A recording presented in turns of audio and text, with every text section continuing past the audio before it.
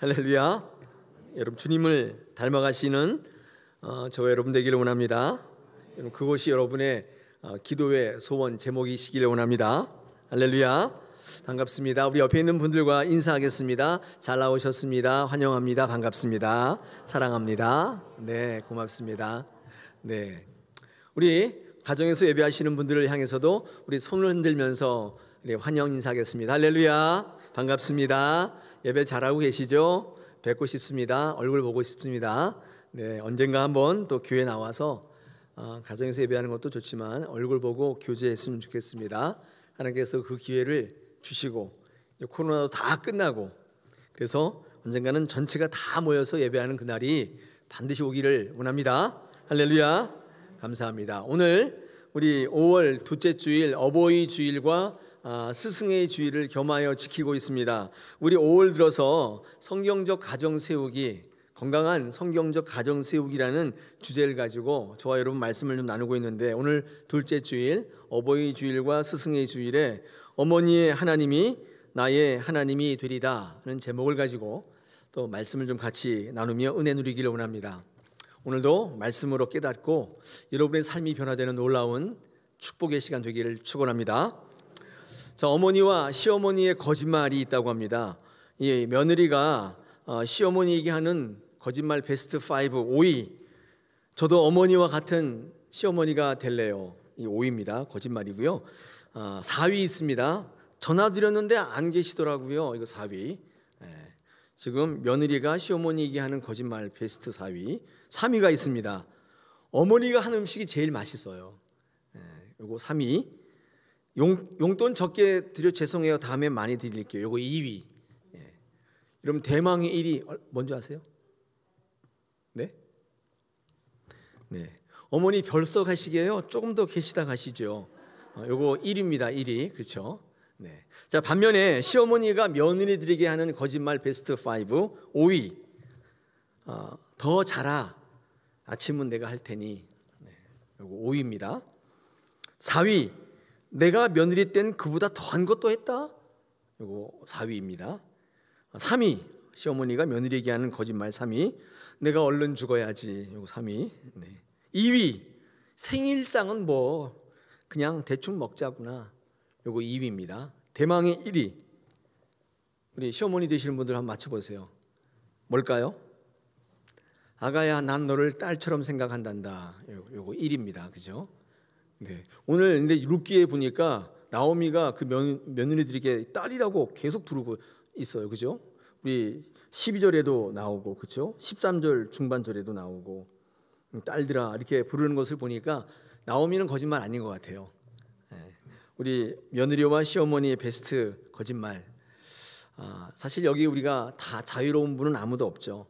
자, 오늘 특별히 어버이 주일 또 스승의 주일로 지키면서 오늘 이 농담을 나눴는데 이 뼈 있는 농담이죠. 우리 며느리 되시는 분 또 우리 시어머니 되시는 분들이 우리 고부간에 더 사랑하시고 또 우리 자녀된 여러분들이 부모님을 더 사랑하시고 공경하는 귀한 시간 되시길 원합니다. 할렐루야. 네, 저는요 오늘 어버이 주일과 스승의 주일을 따로 분리하는 게 아니라 같이 하자고 주장하는 사람입니다. 우리 지난 주일에 어린이 주일을 뭐로 바꾸자고요? 자녀 주일로 바꾸자고 주장했던 것처럼 저는 어버이와 스승이 같다고 보기 때문에 어버이 주일과 스승의 주일을 나누는 것은 좀 아니라는 생각을 해보게 됩니다. 사도 바울은 다음과 같이 이야기합니다. 고린도전서 4장 15절입니다. 앞에 화면을 보시면 이렇게 이야기합니다. 그리스도 안에서 1만 스승이 있으되 아버지는 많지 아니하니 그리스도 예수 안에서 내가 복음으로써 너희를 낳았음이라. 네, 이렇게 말하고 있습니다. 이게 사도 바울이 아비와 스승을 이제 같이 본 거예요. 사도 바울이 뭐라고 말씀했냐면요, 무엇을 가르치는 스승은 많다는 거예요. 이걸 1만 스승이라고 얘기했습니다. 그런데 누군가를 낳는 스승은 별로 없다. 이거 아버지라고 표현한 거거든요. 그러니까 성경 말씀이 말씀하는 참된 스승은 무엇인가를 가르치는 사람이 아니라 누군가를 낳는 사람인 것을 이야기하고 있습니다. 다시 말해서 스승과 아버지는 같은 존재예요. 그러므로 참된 가르침은 전달하는 게 아니라 낳는 것입니다. 낳는 거예요. 전달하는 게 아니라 낳는 것입니다. 사도 바울이 자신을 무엇을 가르치는 많은 스승 중에 한 명이라고 말하는 게 아니라 아비아와 같은 참된 스승이라고 이야기하는 이유 중에 하나가 이 사도 바울의 어떤 이 위대성이 어떤 학문의 탁월성이라든지 뛰어난 교수법에서 찾는 게 아니라 그의 스승됨을 뭐냐면 예수 그리스도 안에 있는 복음에서 사람들을 변화시키는 일을 감당하는 사명자로 여겼기 때문인 것입니다. 여러분, 그가 훌륭한 스승이 되려면 이 학문이 뛰어나지 않습니까? 높았잖아요. 그리고 가르치는 거를 잘했단 말이에요. 여러분, 거기서 스승된 것을 찾는 게 아니에요. 낳는 것이죠. 그리스도의 복음을 가지고 새롭게 변화시키는, 인생으로 바꾸는 하나님의 복음, 예수 그리스도의 복음에서부터 그는 자신의 정체성을 찾고 있다는 것입니다.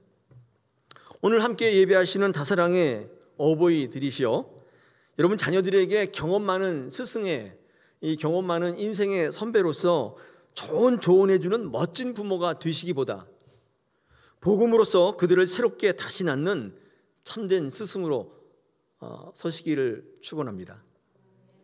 어버이가 스승 되시는 것입니다.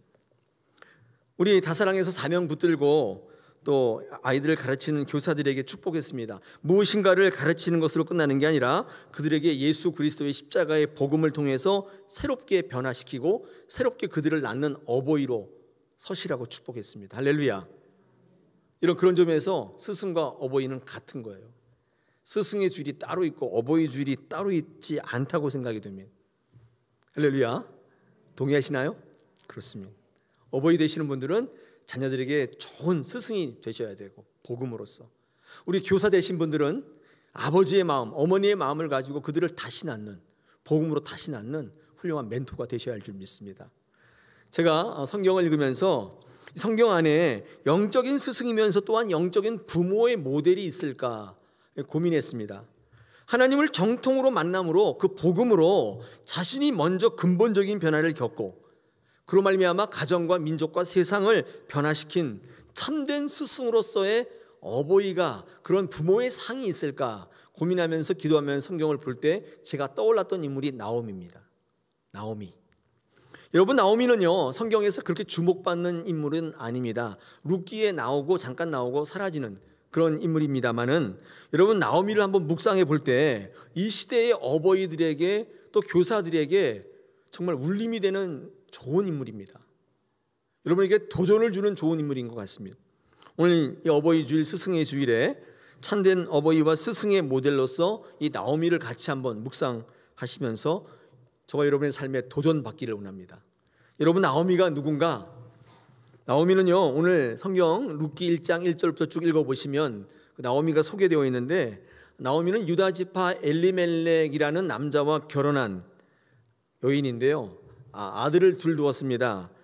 첫째 아들이 말론, 둘째가 기럨이라는 아들을 낳았습니다. 그리고 유대 땅 베들레헴 에브랏에 살고 있는 평범한 가정주부였던 것 같습니다. 그런데 오늘 1장 1절에 보니까 그 땅에 이 흉년이 들었다 이렇게 기록하고 있습니다. 제 얼굴 보지 마시고 성경, 제 얼굴이 흉년인가요? 한번 보세요. 1장 1절에 뭐라고 되어 있습니까?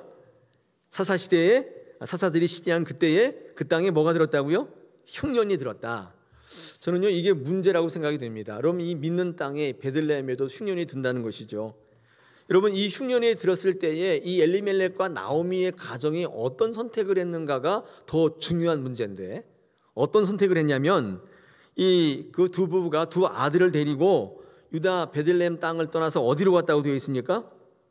1장 1절 하반절에 보니까 모압 땅으로 가서 거류했다라고 성경은 이야기하고 있습니다. 1절과 2절에 계속 모압 땅으로 갔다는 것을 강조하고 있어요. 왜냐하면 그게 중요한 문제예요. 그 가정이 흉년이 들었을 때 그런 선택을 했다는 것입니다. 여러분, 모압 땅은 어떤 땅이냐면 우상 숭배가 만연한, 하나님을 적대시하는, 그래서 하나님께서 싫어하시는 땅이었습니다. 그런 땅으로 간 거예요. 왜 하필 그런 땅으로 갔을까요? 여러분, 이 지명들을 보면 조금 힌트를 얻을 수 있는데, 앞에 화면 보시면 여러분 유다 땅이라고 하는 유다는 어떤 뜻이냐면 찬양, 찬송 그런 땅입니다. 그런 이름입니다. 특히 베들레헴 같은 거는 떡의 집 그런 뜻이거든요. 이게 베들레헴은 베이트, 레켐 이게 두 개가 섞인 단어인데 베이트가 이게 집이란 뜻이에요. 바이트라는 집이란 뜻이거든요. 그러니까 베들레헴에 살았다는 건 뭐예요? 떡집에 살았다는 뜻인가요? 이거 먹을 게 풍부한 땅이란 뜻입니다. 이게 베들레헴이란 뜻이죠.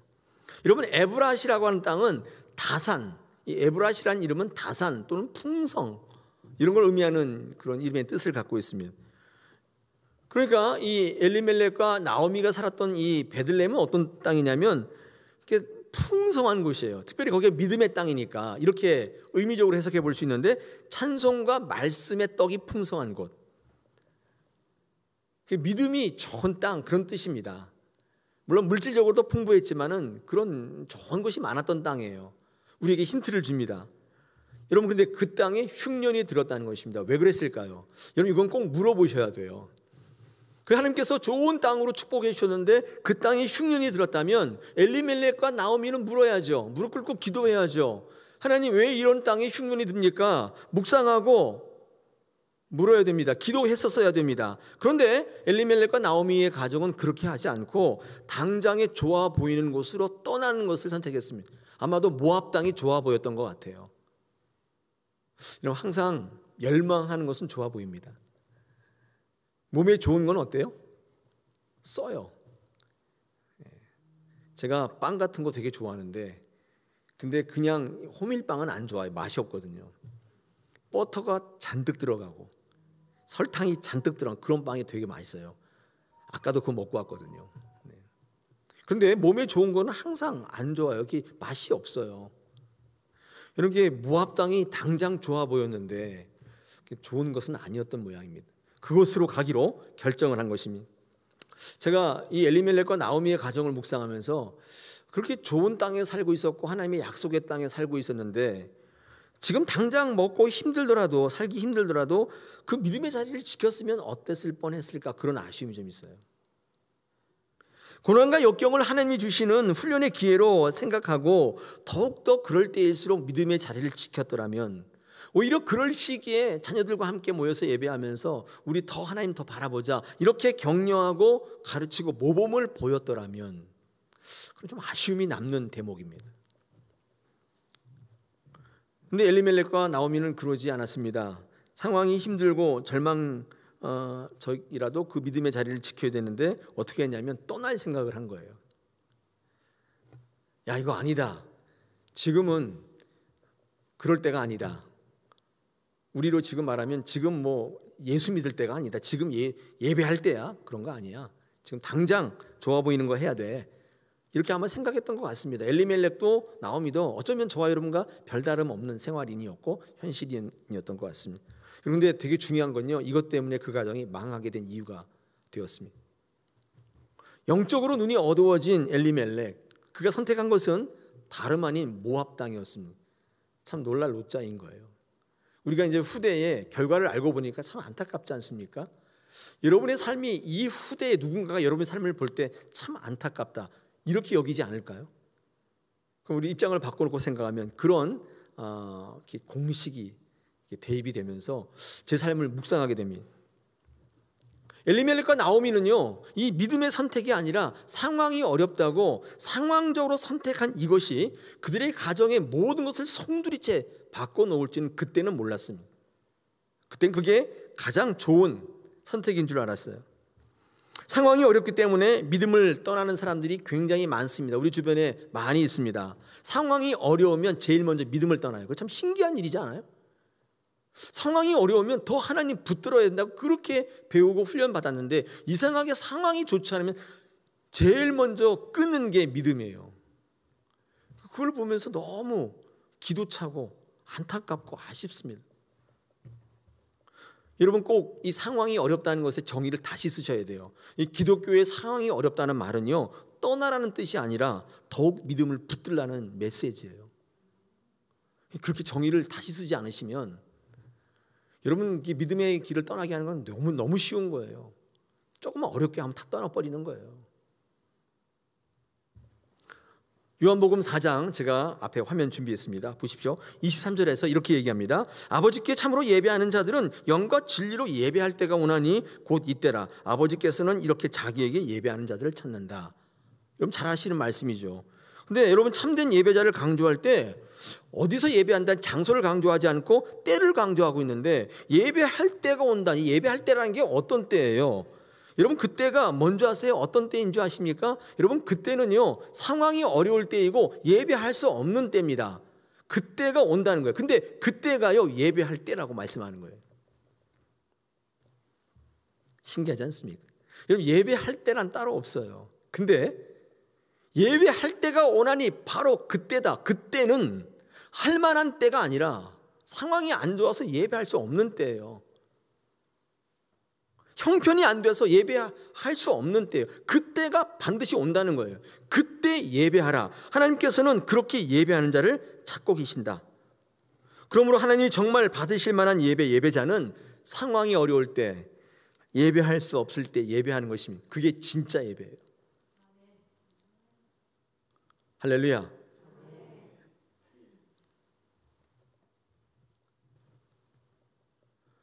혼란이 올 때 떠나지 말았어야 했었어요.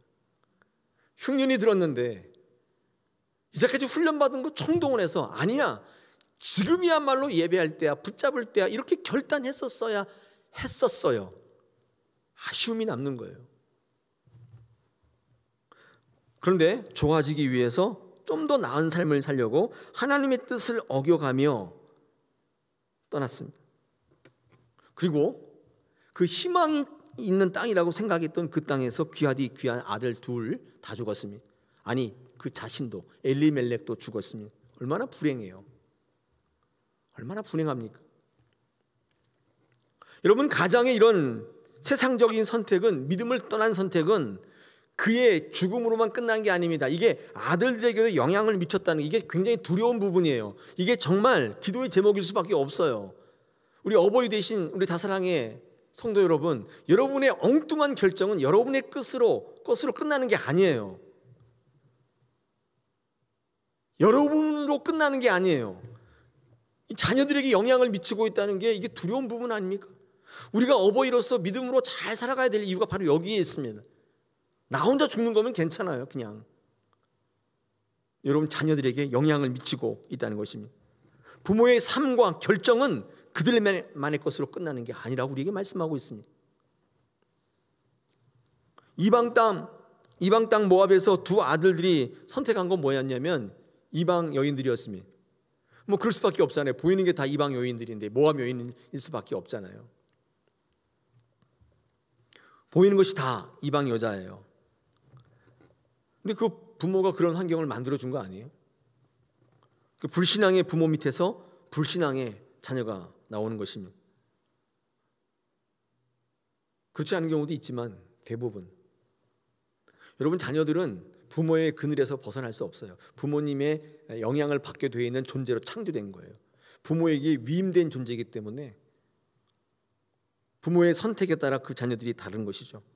엘리멜렉을 탓하는 건 아니지만 어버이 주일, 스승의 주일에 우리 부모들이 스승이 한번 꼭 생각해 봐야 될 대목이에요. 여러분의 요구대로, 여러분의 생각대로 살아가지 말아야 될 가장 중요한 이유인 것입니다. 여러분, 첫째 아들 말론의 이름의 뜻은 질병이란 뜻입니다. 질병. 둘째 아들 기론의 이름은 낭비, 허비, 그런 뜻입니다. 세상에 아들 이름을 이렇게 지었나요? 여러분, 이 이름으로 추정해 볼 때 첫째 아들은 병이 들어 죽었을 것이고, 둘째 아들은 뭐 허랑방탕한 생활하다가 어디서 그렇죠, 의미 없는 죽음을 맞았을 것입니다. 그 이름의 소리는 추측해 볼 수 있습니다. 우리 오늘 엘리멜렉과 나오미의 가정을 특히 돌아보면서 이런 중요한 메시지를 받게 됩니다. 두려운 것이죠. 여러분의 삶의 기도의 제목이 되어야 할 줄 믿습니다. 여러분, 나오미는 어떤 여인인가 보니까요, 우리 1장 1절로 쭉 읽어보면 나오미는요, 이 엘리멜렉과 결혼해서 두 아들을 두었는데 그건 이제 겉보이는 현상이고요. 그의 속 정체성은 어떤 여인인가를 묵상해 볼 때 이 엘리멜렉 남편이 이런 엉뚱한 세상적인 믿음을 떠난 불신의 결정을 할 때 그것을 막아설 만큼 믿음이 훈련된 여인은 아니었습니다. 그래서 제가 평범한 주부라고 얘기한 거예요. 또 아들들이 모압 여인과 결혼하겠다고 나섰을 때 그들을 강력하게 뜯어 말리지 못했던 연약한 어머니였습니다. 근데 한번 묵상해 봐서 왜 그랬을까를 한번 묵상해 보면요, 왜 그랬을까요? 그는요, 저의 기준으로 한번 묵상한 결과는 아마 관계가 깨지는 것을 원치 않았을 것입니다. 남편이 그런 결정했을 때 쌍수 들고 반대하면요, 매일 부부 싸움 하겠죠. 의견이 안 맞는데 가정이 화목할 리가 없잖아요. 뭐 매일 큰 소리 나고 매일 싸우고, 당신은 왜 그래? 뭐 당신이 뭘 한다고 그래? 막 싸우겠죠. 여러분, 아들들이 하겠다고 데려온 여인을 반대해 보십시오. 관계가 깨지고 그 아들이 아마 어머니 안 볼걸요? 그런 게 두려운 것입니다. 관계가 깨질까 봐 두려운 것입니다. 여러분, 나오미의 이름의 뜻이 뭐냐면 기쁨이란 뜻이에요. 기쁨. 그런데 나오미는 그 기쁨을 하나님께로부터 찾는 것이 아니라 남편과 아들에게서 찾으려고 했던 평범한 여인이었습니다. 그리고 자신의 모든 소망을 남편과 아들들을 바라보며 살아가는 여인입니다. 그러니까 남편과 아들이 하나님보다도 더 의지되는 그런 여인입니다. 그래서 남편이 모압으로 가겠다는 이런 현실적 결정을 말리지 못했어요. 아들들의 불신적 선택을 그냥 바라만 보고 있었어요. 나오미는 어쩌면 행복한 가정은 큰 소리가 나지 않는 가정이라고 생각해요. 그것을 화목으로 착각했던 것 같아요. 여러분, 화목이 뭡니까? 화평이 뭐예요? 큰 소리 나지 않는 건가요? 그게 화목인가요? 화목과 화평의 정의, 제가 화평의 정의, 이 평안 이런 정의가 샬롬인데, 샬롬이라는 것은 어떤 정의라고 말씀드렸죠. 하나님의 창조한 원래의 것으로 돌아간 상태가 이게 평안이에요. 평안인 것입니다. 그때 평안한 거예요. 하나님이 창조한 원래 것으로 돌아가면 평안해지는 거예요. 여러분, 돈 많이 벌었다고 평안해지는 게 아니에요. 오히려 불안해져요. 여러분, 건강한다고 해서 마음이 평안해지는가요? 그렇지 않잖아요. 하나님이 원래 만드신 것으로 돌아갈 때 평안해져요. 그게 화목이잖아요. 큰 소리 안 나고 그냥 수긍해주고 동의한다고 해서 여러분, 그게 화목이라고 아마 이 나오미는 착각했던 것 같습니다. 남편이 죽었을 때 빨리 깨달았어야 했는데 깨달았지 못했습니다. 왜냐하면 나오미는 남편이 없어졌지만 뭐가 남았어요? 아들들이 남았어요. 남편은 별론데 아들들은 소망이 있잖아요. 남편이 세상을 떠난 뒤에 나오미는 기쁨의 원천을 두 아들에게서 찾습니다. 그래서 아들에게 끌려다니는 어머니가 돼요. 아들이 뭘 하겠다면 반대를 할 수가 없어요. 적극적으로 말리지 못했습니다. 여러분, 이게 나오미의 내적 정체예요. 이것이 나오미의 큰 문제였어요. 여러분, 우리 어버이 주일에, 스승의 주일에 이 나오미를 묵상하면서 어버이 되신 여러분, 내 자신 한번 돌아봤으면 좋겠습니다. 나는 어떤 어버이인가? 그런데 그 아들마저도 다 죽고 말았습니다. 기쁨의 근원이 사라져버렸어요. 믿고 의지하던 대상이 없어진 거예요. 여러분, 그때 나오미가 뭐라고 고백합니까? 20절입니다. 오늘 읽지 않았지만 20절 한번 보겠습니다. 이렇게 되어 있죠. 나오미가 그들에게 이르되 나를 나오미라 부르지 말고 기쁨이라고 부르지 말래요. 나를 마라라 부르라. 마라는 고통이란 뜻이거든요. 쓴 자 이런 뜻입니다. 이는 전능자가 나를 심히 괴롭게 하셨습니다. 21절에 내가 풍족하게 나갔더니 여호와께서 내게 비어 돌아오게 하셨다. 여호와께서 나를 징벌하셨고 전능자가 나를 괴롭게 하셨거늘 너희가 어찌 나를 나오미라 부르느냐? 그게 부르지 말라는 거예요. 나는 불행의 아이콘이고 나는 비극의 여인이다. 이렇게 자기를 부르라고 이야기하고 있습니다. 얼마나 안타까워요. 더 잘해보자고 떠난 땅이었어요. 하나님 버리고 믿음 버리고 떠났다 그 말이에요. 근데 이렇게 되니 얼마나 힘들겠습니까? 여러분, 그런데 이 나오미가요 변화를 맞게 됩니다. 오늘 6절 보십시오. 6절에 그 여인이 모압 지방에서 여호와께서 자기 백성을 돌보시사 그들에게 양식을 주셨dam을 들었다. 이에 두 며느리와 함께 일어나 모압 지방으로 돌아오려고 했다. 지금 무슨 말씀을 하고 있는 거죠? 나오미의 귀에 하나님을 듣게 된 것입니다. 하나님의 약속을 기억하게 된 거예요. 이게 은혜죠. 하나님을 만나게 된 거예요. 그 모압 지방에서 남편 잃고 두 아들 다 잃어버렸는데 하나님을 만난 거예요. 거기서 하나님을 듣게 된 거예요. 여러분, 하나님이 들리는 게 은혜인 줄 믿습니다. 떠난 자리에서 하나님을 기억하는 게 기적이에요. 그게 능력이에요. 탕자가 집을 떠났습니다.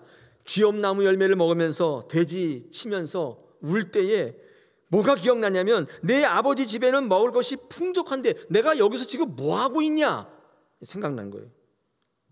그때 아버지와 내 아버지의 집을 기억해내고 그것으로 돌아갈 것을 결단했어요. 그게 은혜예요. 그게 능력이에요. 그때 그 쥐엄나무 열매를 먹을 때 이런 인생이 뭐가 있냐, 죽을 생각을 한 게 아니라 아버지를 기억한 거예요. 돌아가야지. 여러분, 돌아가는 것은 쉬운 일은 아니었을 거예요. 근데 기억하고 생각해낼 때 그는 다시 일어났습니다. 우리 기도할 때요, 기억나게 해달라고 기도하십시오. 기억나셔야 돼요. 그 자리에서 막 나갈 때 있잖아요. 그때 그냥 막 끝간데 없이 막 날아갈 때, 세상으로 막 달려갈 때, 그때 딱 기억나서 브레이크를 딱 걸어야 돼요. 그 은혜인 거예요. 여러분, 그러나 들었다고 기억했다고 베들레헴으로 이 나오미가 돌아가는 것은 쉽지 않은 일입니다. 왜냐하면 떠나올 때 많은 사람들의 부러움이 있고 시선이 있었잖아요. 오늘 21절에 아까 읽었는데, 나갈 때 이 나오미 가정에 어떤 상황이 났다고 얘기해요? 21절 보십시오. 내가 풍족하게 나갔다고 되어 있습니다. 그러니까 추측해 보건대 흉년 때문에 이 가정이 어려워서 살 길을 찾아간 게 아니라는 생각이 들어요. 그럼 왜 나갔냐면 조금 더 잘 살아보려고. 그 흉년이 들었는데도 불구하고 아마 이 나오미네 집은 잘 살았던 것 같아요. 아마 배달업체 했던 것 같아요. 네. 요즘에 배달하시는 분이 제일 잘 살지 않나요? 그래서 모두 어떤 배달의 민족인가 그것도 잘 되고, 그렇죠. 배달하시는 분만 잘 돼요. 코로나인데 다 어렵다고 하는데 아마 이 엘리멜렉과 나오미 집이 그런 집인 것 같아요. 그래서 근데 여러분, 주변이 못 살면요, 나도 덩달아 돈 벌 기회가 없어지잖아요. 인프라가 없어지니까. 그러니까 좀 더 사업할 수 있는 기회 땅으로 가는 게 이제 이게 상식이지 않겠습니까? 그러니까 이 엘리멜렉과 나오미 집은 흉년이 들어 떠난 게 아니라 더 잘 살아보려고 이민을 계획한 것 같습니다. 그들은 살만했어요. 그런데 더 잘 살고 싶었어요. 여러분, 잘못된 선택 뒤에는 반드시 욕심이 있습니다. 욕심이 반드시 있어요. 그래서 더 좋은 환경, 돈 더 많이 벌 수 있는 환경, 또 이 말론과 기련 두 아들이 있는데 더 좋은 교육 환경, 더 좋은 미래를 위해서 그들은 예배 자리를 떠났습니다. 믿음을 떠났어요. 베들레헴을 떠나서 하나님이 가장 싫어하는 땅 모압으로 갔습니다. 그때는 그게 가장 좋은 줄 알았어요. 옳은 선택인 줄 알았어요.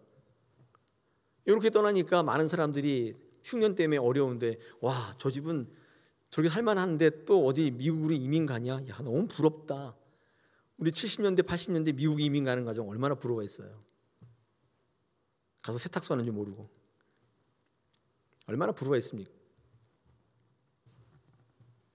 근데 이제 와서 보니까 남편 죽고 아들 다 죽고 이제 이방 며느리들 데리고 다시 고향 땅으로 돌아가야 되는데 이게 쉬운 일이에요? 아닙니다.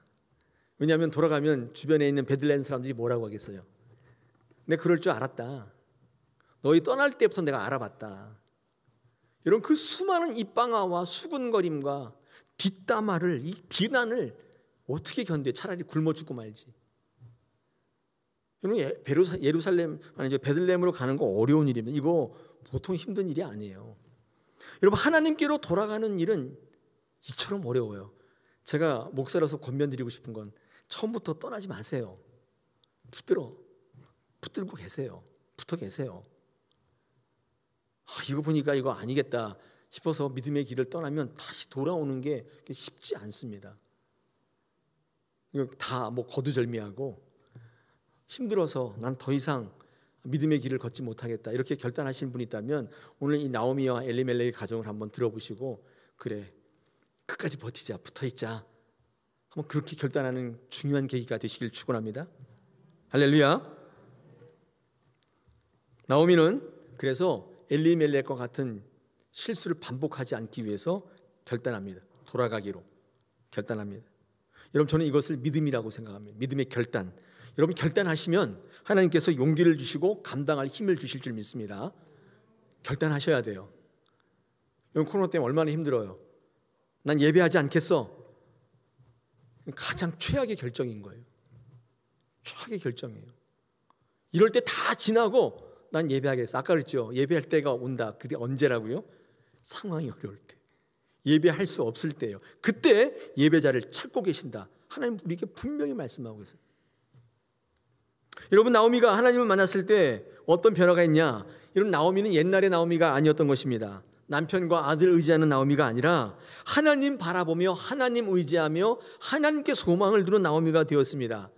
어떻게 알 수 있냐고요? 알 수 있습니다. 여러분, 오늘 12절로 16절 읽어보시면 이 나오미가 이 며느리를 대하는 태도에서 변화를 감지할 수 있습니다. 제가 한번 읽어보겠습니다. 여러분, 눈으로 확인해 보시기 바랍니다. 12절입니다. 내 딸들아, 되돌아가라. 나는 늙었으니 남편을 두지 못할지라. 가령 내가 소망이 있다고 말하든지 오늘 밤에 남편을 두어 아들을 낳는다 하더라도 너희가 어찌 그 아들이 자라기를 기다리겠으며 어찌 남편이 없이 지내겠다고 결심하겠느냐. 내 딸들아, 계속 내 딸들이라고 그래요. 그렇지 아니하리라. 여호와의 손이 나를 치셨으므로 나는 너희로 말미암아 더욱 마음이 아프다. 아니, 이 며느리를 보면서 마음이 아프대요. 이것도 놀라운 변화죠. 14절, 그들이 소리를 높여 다시 울더니 오르바는 그의 시어머니에게 입맞추되 룻은 그를 붙여쳤더라. 그러니까 오르바는 갔다는 뜻이에요. 자기 갈 길 갔는데 룻은 시어머니 나오미를 쫓았다는 뜻입니다. 15절, 나오미가 또 이르되 보라, 내 동서는 그와 그의 백성과 그의 신들에게로 돌아가나니 너도 너의 동서를 따라 돌아가라 하니 룻이 이르되 내게 어머니를 떠나며 어머니를 따르지 말고 돌아가라 강권하지 마옵소서. 자꾸 그렇게 말씀하지 말라는 거예요. 어머니께서 가시는 곳에 나도 가고 어머니께서 머무시는 곳에 나도 머물겠습니다. 어머니의 백성이 나의 백성이 되고 어머니의 하나님이 나의 하나님이 될 겁니다.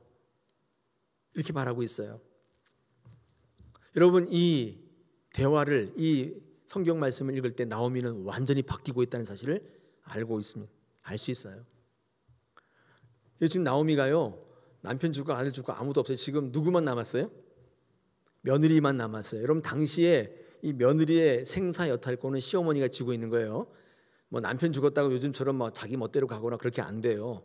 어머니가 허락해야 가는 거예요. 근데 제가 나오미면 절대 안 보낼 것 같아요. 아니, 두 며느리 가게 되면 내 수발 누가 들어요? 내가 나이 들었는데 내가 밥 먹고 내가 그렇게 살아야 돼요?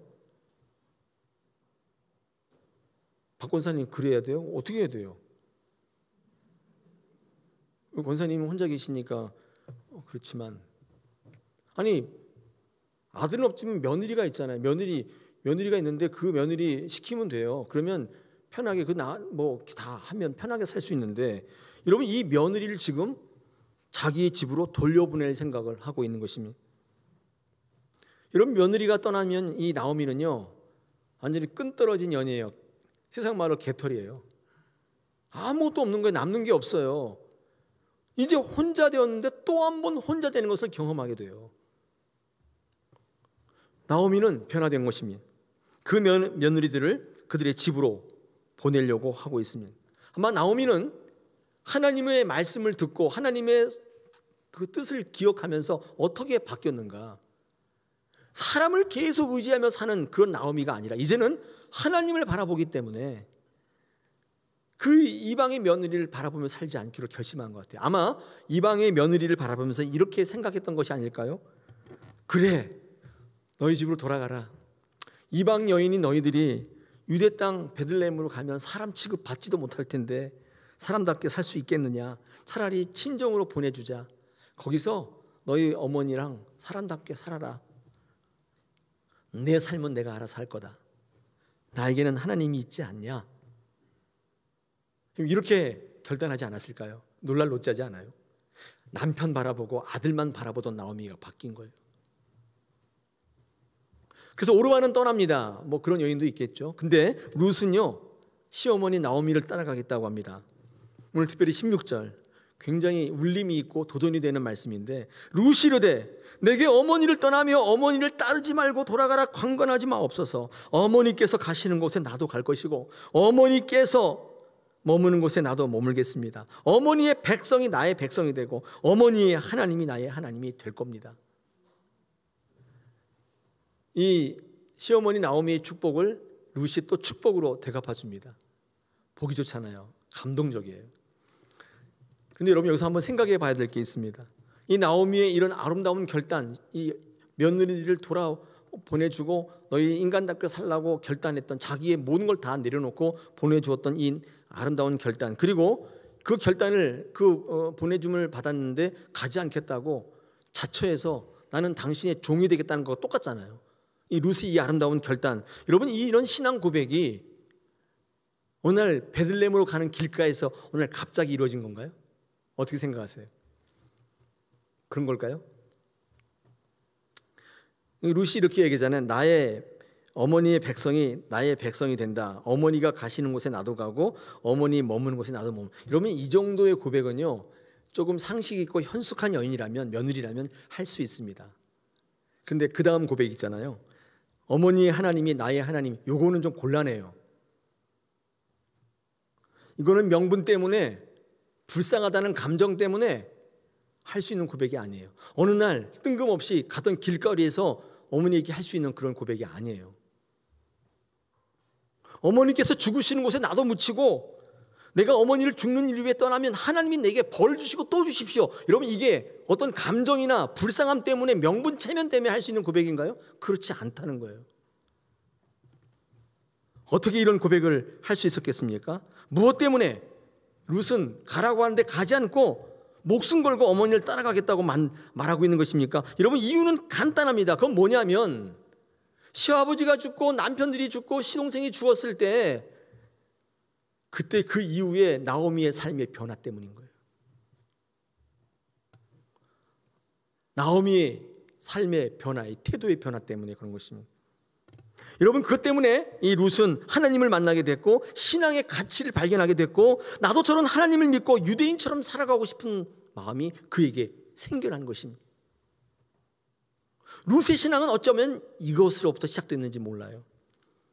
여러분 나오미가 얼마나 고통스럽겠습니까? 그 두 며느리를 보내주는데 하고 싶어서 그랬을까요? 한번 묵상해 보세요. 제가 말씀 묵상할 때 저 같으면 못했을 것 같아요.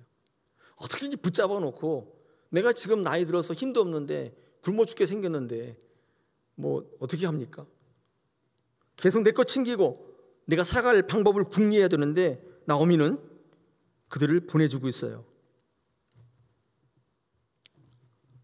이게 쉬운 일은 아니죠.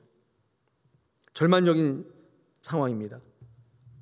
남편 죽고 아들 죽었을 때 더 절망적인 상황이에요. 지금 내 살 궁리를 해야 되는데.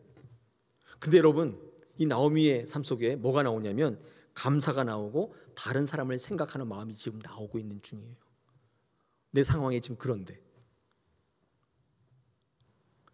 불평과 불만이 가득해서 세상을 저주하고 며느리들을 구박하고 이렇게 된 게 다 너희들 때문이야. 믿지 않는 며느리가 들어와서 이렇게 된 거야. 그들에게 다 뒤집어 씌우고 화풀이를 해도 정상이 아닌데 여러분 그들을 챙기고 있고 그들을 축복하고 있는 거, 이게 지금 나오미가 겪고 있는 변화예요. 그 모압 땅에서 하나님을 만나고 하나님의 약속을 기억했더니만 바뀐 거예요. 여러분 이것을 누가 지켜봤냐면 룻이 지켜보고 있는 중입니다. 여러분 다 보고 있는 중이에요. 이런 나오미의 모습을 바라보면서 룻은 생각했습니다. 도대체 시어머니 나오미의 감사와 평안과 기쁨과 소망은 도대체 어디서부터 나오는 걸까? 금오스 신을 믿고 있는 우리 민족의 여인들과는 달라도 너무 다르지 않은가? 도대체 하나님이 도대체 누구신가? 내 시어머니 나오미가 믿는 하나님은 도대체 어떤 신이길래 남편 보내고 아들 다 보내고 며느리까지 지금 보내고 저렇게 평안할 수 있을까? 룻은 여기에 충격받은 거예요. 도대체 나오미가 믿는 하나님 도대체 누군가? 어떤 존재인가? 하나님을 전혀 알지 못했던 룻이었지만 시어머니를 통해 하나님을 알게 되었고 그 신앙이 시작된 것입니다. 룻의 위대한 신앙은요, 이 나오미의 변화로부터 시작되고 있습니다. 사랑하는 여러분, 어버이 여러분, 여러분이 이 땅에 믿음으로 사시고 변화되어야 될 필요가 여기 있습니다. 아무리 말로 해도 잘 안 되잖아요.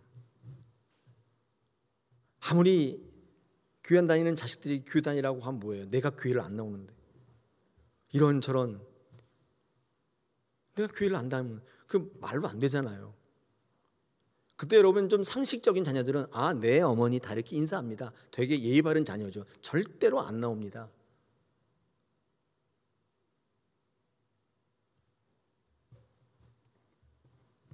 나오미는 힘든 과거의 고난으로부터 만난 하나님, 이 하나님을 그 며느리에게 그대로 전수해주고 있습니다.